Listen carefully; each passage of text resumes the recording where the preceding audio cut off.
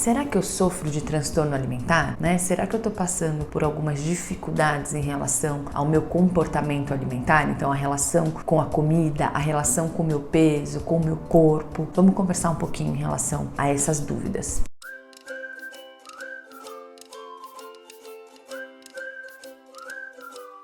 Eu sou a Lara D'Almeida, sou psicóloga, mestre em psicologia clínica, doutora em distúrbios do desenvolvimento e por aqui eu falo de saúde mental. Então vamos entender um pouquinho melhor, né? Os transtornos alimentares, a gente tem diferentes transtornos alimentares. Depois, se vocês tiverem interesse, eu faço um vídeo explicando cada um deles ou explicando alguns daqueles que são mais comuns.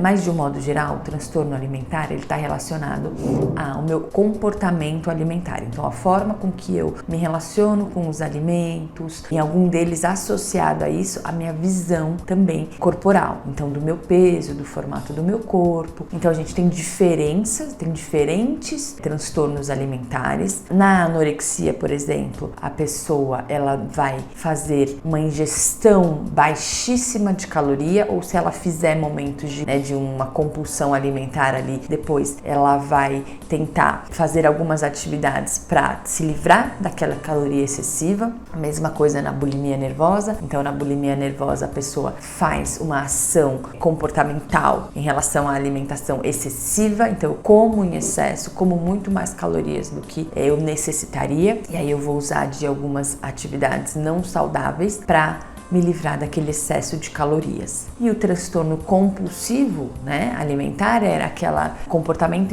em que eu como num período pequeno de tempo uma quantidade exagerada, uma quantidade muito maior do que eu necessitaria para me satisfazer. Então, existem diferenças nesses transtornos, que são os mais comuns, mais conhecidos, existem outros, mas de qualquer maneira, o que a gente tem que entender? Tem que entender que, na maioria das pessoas, tem uma dificuldade de controle de impulso. Então eu tenho uma dificuldade de me controlar, eu como muito mais do que eu precisaria e depois eu tenho que compensar de forma inadequada essa ingestão excessiva de calorias. E aí, como é que a gente vai pensar? Lara, eu vou pontualmente, eu fui no aniversário, eu vou na casa da minha avó e ela faz um bolo que eu gosto e aí eu não paro de comer enquanto eu não acabar aquele bolo, né? Então tem alguns eventos que eu tenho maior dificuldade de controle de impulso. Isso é considerado transtorno alimentar? Se for só pontualmente, em alguns momentos, com um alimento específico, a gente não vai entender que é um transtorno alimentar. Lembra que para a saúde mental, a frequência e a intensidade ela é muito importante. Então, nesses casos, quando a gente vai pensar nos transtornos alimentares, eu preciso de uma frequência importante, tá? Então, eu preciso que essas ações elas aconteçam semanalmente. Eu preciso que essas ações tragam prejuízos no meu trabalho, no meu estudo, tá? Na minhas relações, ou seja, eu deixo de sair com os amigos para comer em público, eu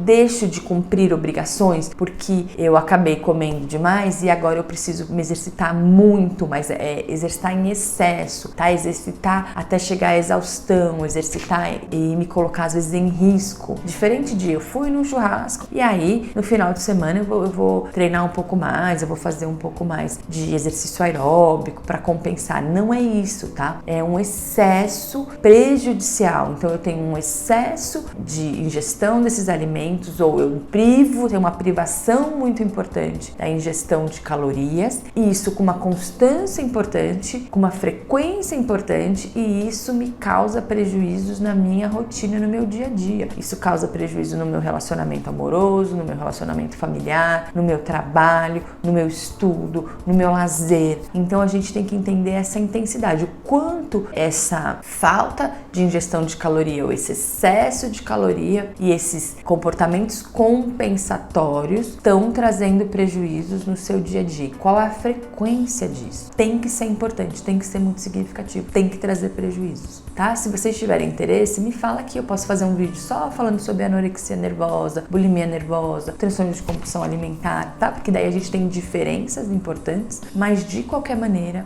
a questão permeia esses transtornos, vai ser essa relação relação de ingestão de caloria, ou eu faço uma ingestão excessiva, ou eu deixo de ingerir, e se eu tenho ou não comportamentos para tentar compensar esse excesso de ingestão calórica. E esses comportamentos precisam trazer prejuízos no seu dia a dia e na sua rotina, para que a gente entenda que, para que de fato se configure um transtorno alimentar, tá bom? Se você tiver dúvida, se você quiser que eu fale mais sobre isso, comenta aqui comigo que eu faço vídeos específicos sobre esse tema. Até a próxima!